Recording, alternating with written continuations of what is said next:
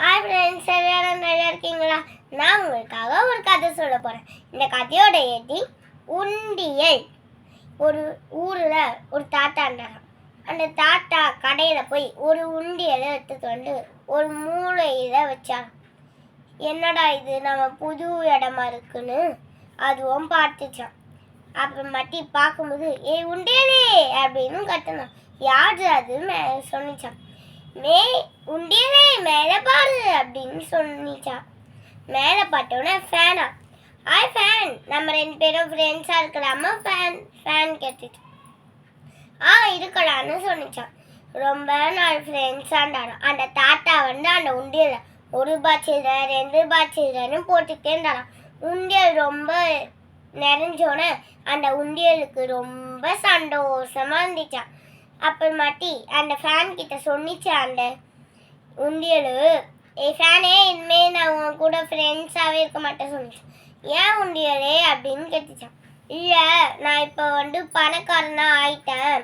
இனிமேல் நான் வந்து இந்த மாதிரி சாதாரண மனுஷங்கிட்டலாம் பேசுறது கிடையாது சொல்லிட்டு அது ஃபேன் ஒரு இஷ்டத்தில் இது ஒரு இஷ்டத்தில் இருக்கலான்னு சொல்லிட்டு போலே இருந்தாங்களாம்.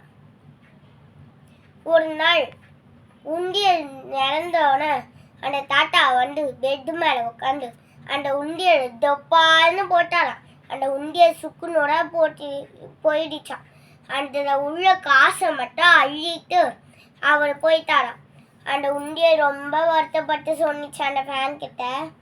ஃபேனே, என்னை மன்னிச்சிடு, நான் வந்து தப்பு பண்ணிட்டேன்.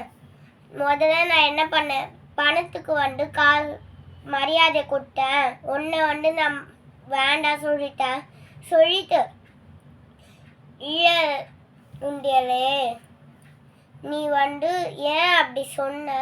நீ சொன்னனால தான் இப்படி சுட்டுக்குனோட போயிருக்க அப்படின்னு சொன்னிச்சான். அது மட்டி ஃபேன் மறுபடியும் சொன்னிச்சான். நீ மறுபடியும் உனக்கு யாராவது ஃபிட் பண்ணி கொடுத்தாங்கன்னா அந்த வாய்ப்பை நீ மறக்காத, நல்லா பயன்படுத்திக்கோ, இந்த மாதிரி ஆக்காத அப்படின்னு சொன்னிச்சான். இந்த கதையிலேருந்து நம்மளுக்கு என்ன தெரியுதுன்னா, நம்ம எல்லாருமே சமதான்.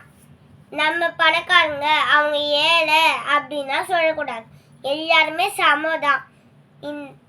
இந்த கதை உங்களுக்கு பிடிச்சிருந்தா லைக் பண்ணுங்க, ஷேர் பண்ணுங்க, கமெண்ட் பண்ணுங்க. மறக்காம பக்கத்தில் இருக்க பெல்லையும் தொட்டுங்க. பாய் பாய்.